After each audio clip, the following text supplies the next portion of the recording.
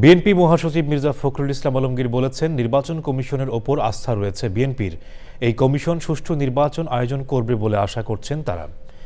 রাজধানী শেরেবাংলা নগরে বিএনপির প্রতিষ্ঠাতা ও শহীদ রাষ্ট্রপতি জিয়াউর রহমানের মাজারে শ্রদ্ধা নিবেদন করে মির্জা ফখরুল বলেন, উদার ও গণতান্ত্রিক বাংলাদেশ প্রতিষ্ঠার লক্ষ্যে বিএনপি দৃঢ় অঙ্গীকারবদ্ধ। আক্তার হোসেনের রিপোর্ট। বিএনপির প্রতিষ্ঠাতা শহীদ রাষ্ট্রপতি জিয়াউর রহমানের ৯০তম জন্মবার্ষিকীতে শ্রদ্ধা ভালোবাসায় তাকে স্মরণ করেন দলের নেতাকর্মী সহ বিভিন্ন শ্রেণী পেশার মানুষ। তারা বলেন, জাতির যে কোনো সংকটে আলোকবর্তিকা ছিলেন জিয়াউর রহমান।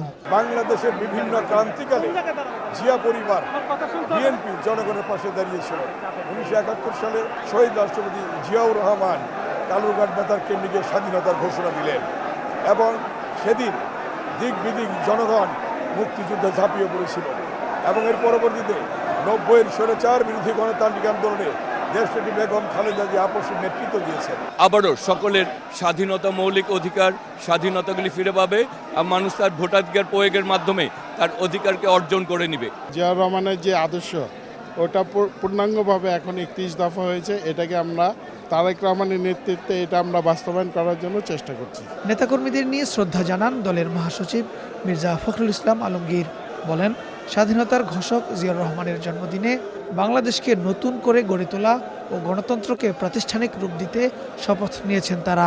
আমরা এখন পর্যন্ত নির্বাচন কমিশনকে দেখেছি যে মোটামুটিভাবে তারা যোগ্যতার সঙ্গেই কাজ করছে।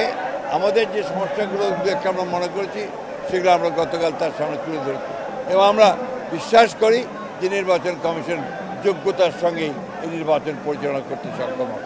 দিবসটি ঘিরে কোরআন খানি, বস্ত্র ও খাদ্য বিতরণ, রক্তদান কর্মসূচি সহ বিভিন্ন কর্মসূচি পালন করছে বিএনপি এবং এর অঙ্গ ও সহযোগী সংগঠন। Akhtar Hossain, channel I, Dhaka.